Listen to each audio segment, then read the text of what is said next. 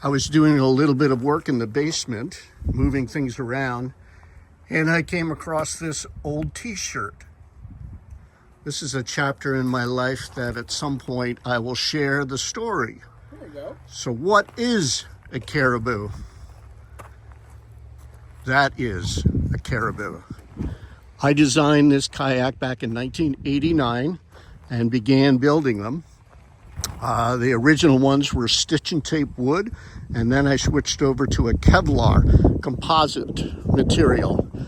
This particular boat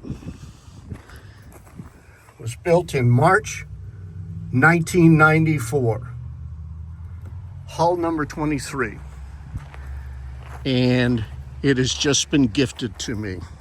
One of my children has come home. Pretty amazing, pretty amazing. So I will tell the story here at some point. I need to go paddling to reacquaint myself with the boat, but I will share the story.